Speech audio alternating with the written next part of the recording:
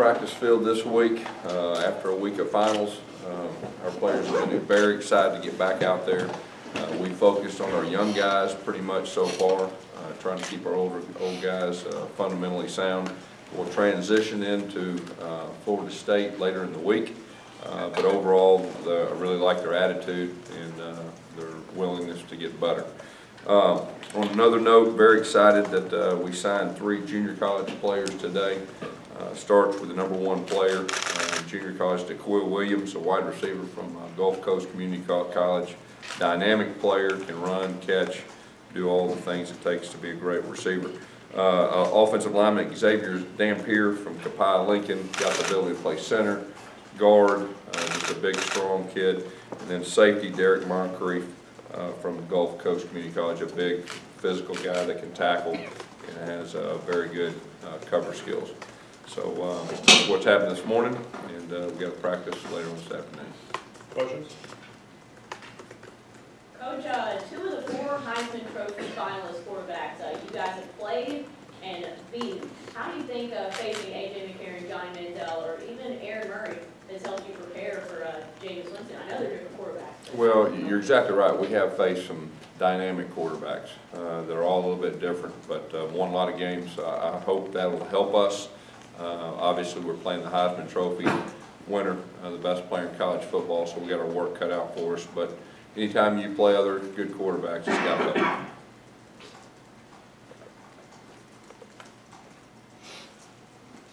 Coach, everybody's talking about how good of an athlete Jameis Winston is, a 2-sport star, but Nick Marshall back in high school, quite the basketball star himself. I saw a 360 windmill dunk on his highlight tape.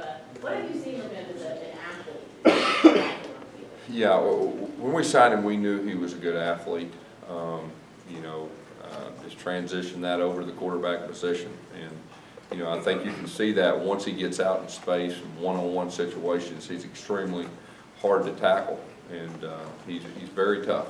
You know, he's a very good athlete, but he's very tough. And he's really impressed us this year. Coach, can you talk about how Trey Mason's developed as running back as the season's gone on? It's great performance. Yeah, you know, Trey has gotten more confident each game. I mean, he was pretty confident coming into the year. We knew he was a very solid running back, and it just seems like he started playing his best football when we played our best opponents, and really wanted the ball. A lot of hard yards between the tackle. Just was a true physical presence, and got better. And he's playing his best ball right now, and you know, we'll need another great effort from him this next game. You guys hit a lot in the spring. How much did that help you going forward and instilling the kind of attitude you want, especially on the offensive line? Yeah, in the spring, you know, we were as physical as we could be, you know, every day. And we just felt like it was very important that we got our edge back. And we were very physical in fall camp too. And, you know, we were a little banged up going into the year, but we just felt like that's what we needed. That's who Auburn is. And we're probably the only team in the country that actually let our quarterbacks go live in the fall too. And so that really helped us get where we're at, and that's who we are. When you say who Auburn is, how did you determine that process? Something you figured out when you were here the first time? Yeah, when I was here before. You know, Auburn's a blue-collar, hard-nosed, you know, physically and mentally tough. That's who we are, and that's how we win football games here. And that's how they've done it for a long time. And we just felt like that was the one thing we had to get back, and that's what we focused on. Can you talk about the offensive line? Because to put numbers up like you have the running game, you got to have an offensive line that wins in the trenches. Yeah, you know, we knew going into the season our offensive line was going to be one of our strengths, and they got better and better, started to gel. Coach J.B. Grimes did a wonderful job with them. You know, the unique thing is we're fairly deep. You know, we've got a lot of depth there. And anytime you have depth, it creates competition. And we've stayed pretty healthy up front too. I think that's a big factor, but you know, anytime you can run the football and people know you're going to run the football against the defenses that we had, that we went against, the offensive line deserves a lot of credit. Is there, other than being in this game before, is there any better preparation for BCS Championship game than this Iron Bowl the way that was, and then the SEC Championship game? Yeah, I think if you look at our entire schedule, you know, I'd like to think we're battle tested. We've been in some true dogfight games. We've been in some games where the pressure was on the road, at home, and our guys have responded. And you know, in big games, I know they're not going to panic. And so I got to believe that that'll help us moving forward. With the offensive line and Reese, how has he kind of evolved as a leader from his freshman year until now? Reese? Yeah, Reese is one of our overall team leaders. You know, him and Chris Davis go out for our coin flips as our team captains, you know, each game. But he's a leader in practice. He's an extension of his coaches. He demands that the other offensive players practice at a high level. And that's what it takes. I mean, to have a championship-type team, you've got to have leaders that really raise the bar for the rest of their teammates. It can't just be coaches. Gus, Florida State leads the nation in interceptions. You commented the other night on their speed across the board, but just can you comment on what you see as a challenge going up against their secondary? It's obviously just so good against the pass. Yeah, they're extremely fast. Their defensive backs, you can tell, have very good ball skills. And then they've had the ability to get big leads on people and make them throw the football. And you know, when they know that you're going to throw it, they're very good at it. What is it about Lamarcus Joyner that makes him such a top-end cornerback? Yeah, he tackles well, he plays very good on the line of scrimmage, near the line of scrimmage. He covers well. You know, he's just one of the top players defensively in the country. What do you know about Jeremy Pruitt? Jeremy Pruitt's an all high school coach, and you know, I've got a chance to coach against him a couple of times when he was at Alabama. Talked to him numerous times, got a lot of respect for him. You know, the high school coaches kind of stick together a little bit. Coach, how much is Trey a throwback? You talk about wanting the ball. That's kind of how guys were. I know you have to share the ball more now, it seems, but how much is Trey a throwback to that back and winning the ball? Well, he's got some old school in him, there's no doubt. He's a tough guy. You know, wants the ball. You know, anytime you carried the ball 40-plus times, he still wants it. And I've said this before, I think we could have given it to him 10 more times if the game was on the line. As a matter of fact, I know we could. And that sounds a little crazy, but that's his mentality. And he's got great passion to win, to want to win. And you know, he's a big reason why we're here. Gus, can you talk about signing the #1 wide receiver in the country? I guess it was a challenge considering how much you guys ran the ball this year. Well, this year, but if you look back, you know, we've had years where we throw it a lot, and you know, we're going to get more and more balanced, you know, next year. And anytime you got a dynamic guy like him coming, that's a really good thing. Coach, at the beginning of the season, you talked about Jay being one of the best in his position that you've ever coached. How has he given that to you throughout this entire season? Well, you know, of course, I coached with JB last year. Of course, you know, he's an old Arkansas guy, so we go way back, and I already knew him pretty well. But he's one of the best teachers that I've ever been around. You know, if the toe is 2 inches too wide, he's not happy. I mean, he's very specific. He's got a knack that he has great relationships with his players. They respond to him. He's one of the best in the country. Coach, talk about the extended time, how much this means for Nick and what you can do with him. It's more time than you've had really working out all. It means a lot. It means a lot that we can kind of slow down. We can get really work hard on just some minor details that we weren't able to do, you know, in fall camp. We had to start game planning after he was named the starter. And so Coach Lash is going to get a chance to really work on the fine tuning of his footwork, delivery, and everything that goes with it. So I got to believe this will be a very big help for him. What do you think it says just about the talent in this area, even Florida, the top 4 teams, or where they're at right now, and they pretty much got similar rosters? Yeah, I mean, of course, this is a great area as far as recruiting, as far as talent, and they're extremely talented. I mean, you know, I would probably put their talent up against anybody that, you know, anybody in the country. How much are you leaning on Damian Craig's knowledge of Florida State for your game plan? Yeah, I mean, of course, Damian was there, and you know, he knows some of their players, but it's like anything else. You know, we've played. You know, a lot of our coaches. You know, Coach Garner at Georgia.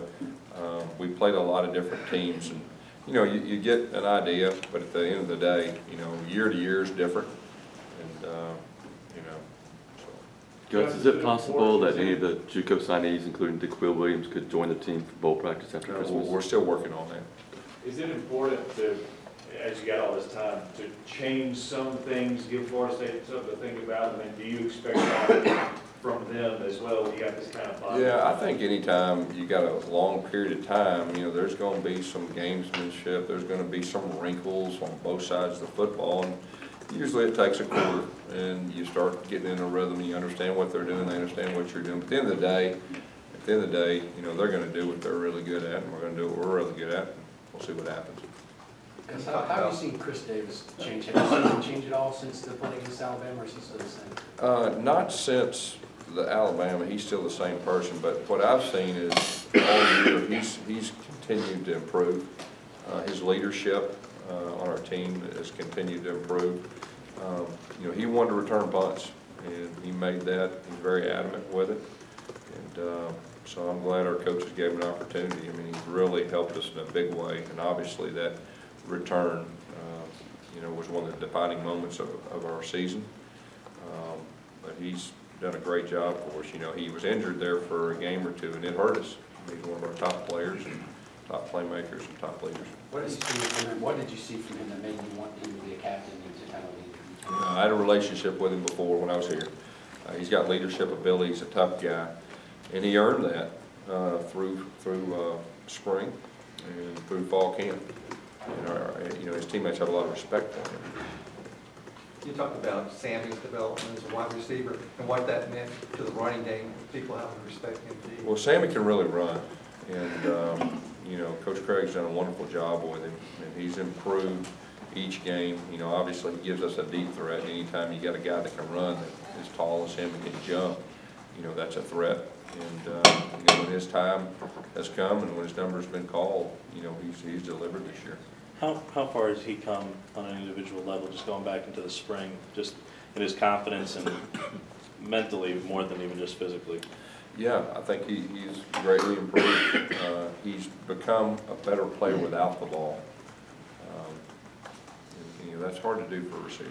As good as Nick was in the championship game, I'm sure you guys have pointed those three fumbles. What do you guys try to do to beat that into his mind a little bit, I guess? Yeah. You're exactly right. That's what we're focusing on. We got to protect the football, and of course that's where it starts with the quarterback. And Coach Lashley's on top of that, and I really believe we'll get that corrected. Coach, who are some of the younger guys that are starting to stand out even more now? You talking about red shirts? Yeah, practice. Yeah. You know, it's really hard to one guy sticking out, but you know, we're letting them compete. Overall, I've been happy with the whole group. I mean, they're excited. Our coaches, a lot of those guys on the scout team, you know, in the middle of the season, it's hard for position coaches really to get a good look at them. And they really responded well. It's good for our coaches to evaluate those guys and spend time with them. And it's been a really good thing the last couple of days. Gus, you guys have been on Duke with DeQuil Williams for a long, long time. What really stuck out about him as a player? What really impressed you? Well, he's a playmaker. You just get him the ball, he makes things happen. He can go get it, he can run, you can hand it to him, and he's got all the tools.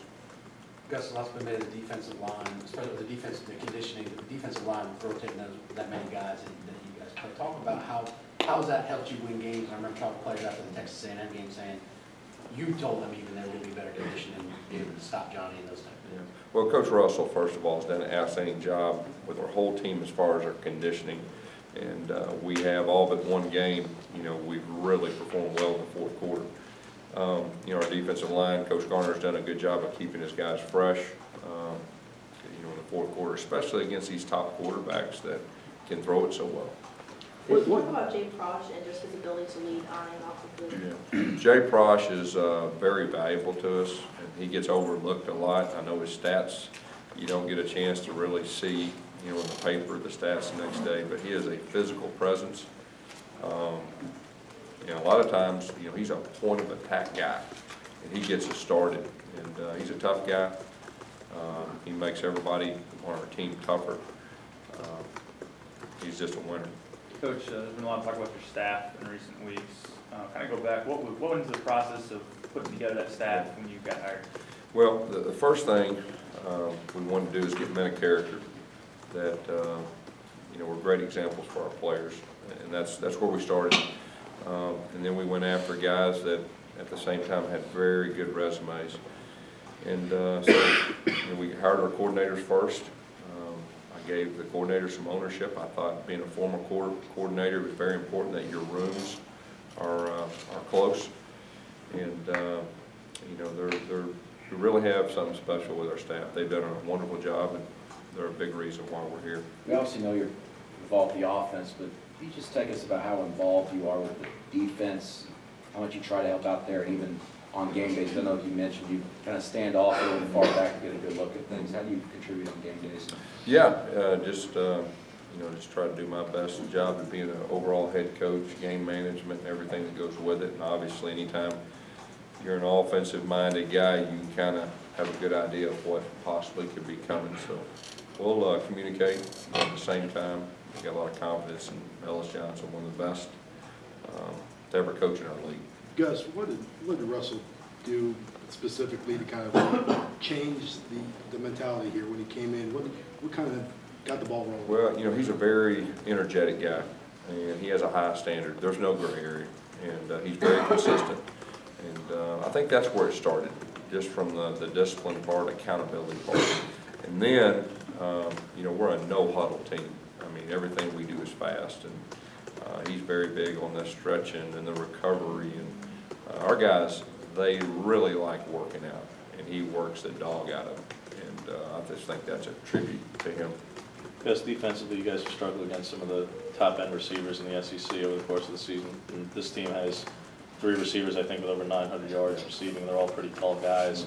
Ellis has said that there's nothing you can do to make Chris or Jonathan taller than they are, but what can you do to help prepare them for like another game where they're going to go up against tall guys who are very productive? Well, you know, I think anytime you have experience, you're exactly right. We played some very talented receivers. You know, it's a complete defensive deal. It's not just receivers versus DBs. I mean, we need to find a way to put pressure on the quarterback. Everything works together. But the main thing is we need to keep away from the big play. You know, that's the number one thing that we've been preaching to our guys. Coach, obviously, you were in 2010 and saw what Nick Fairley did on the D line. How much is D forward taking on that role of being the force up front? I know you got a lot of guys up there, but how much is D? Well, D Ford's our leader. There's no doubt he's an impact player. He has the ability to make a play when the game's on the line. He's showed that this year. And, you know, he plays his best games in the biggest moments, and we're going to need him to do that again. Gus, can you kind of speak to the push the offensive line gets, especially against Missouri? It was really evident that they were getting a good yard push, allowing Trey and Nick to get open. Yeah, I mean, that's been a key to our running game. You know, we've done a good job of not giving up penetration, and because Missouri was a very attacking defense, a lot of movement, more movement than a lot of people we've seen. We just felt like if we kept away from penetration and got Trey going, you know, with a little push, and that's what they were able to do. And you know, we're going to have to. That'll be a big challenge against us next year. I think a common denominator is that from the 2010 team, they may not get a ton of attention, but the offensive line for both those teams were awful. Yeah, you're exactly right. You know, anytime you get to this game, you're going to be pretty good up front on the offensive line. And 2010, we had a veteran group, one of the strengths of our team. And this year's no different. The offensive line is one of our strengths, if not our strength, and helped us get here. Just going back and looking at the line, in the spring you only had to fill the left guard spot, and you were rotating a lot of guys in the spring between Jordan and Devontae and Alex, and kind of mixing and matching. Just can you comment on the maturation of Alex Kozan? Did you think he would be starting all 13 games for you this season at that spot? You know, all positions we opened up. I know the other 4 had returned and started, but we opened up every one of them, and that one took a little bit longer. But Alex had an excellent year. He's a great competitor. He's a tough guy. He got better and better, you know, each game. He's got a very bright future. Got time for a few more? Gus, got secondary issues with depth you know, this year. Talk about Derek Moncrief, getting him in early, and how big that is for him. Yeah, that'll be very big. I mean, obviously we're very thin at safety position, and we're losing a senior. So that'll be big in the spring, and provide us with that. Gus, it might be hard to find a Waffle House in Pasadena. Do you have a backup plan? No, not yet. Not yet. Could you talk a little bit about? Is similar to anybody that you played this year, or not really, and how talented are they on film? I know you have, You know, really, the best way to answer that, I think they're probably the fastest defense we faced. We faced some really fast ones, but they may be the fastest. I mean, they can really run, and they're good tacklers. All right, Coach. Thank you.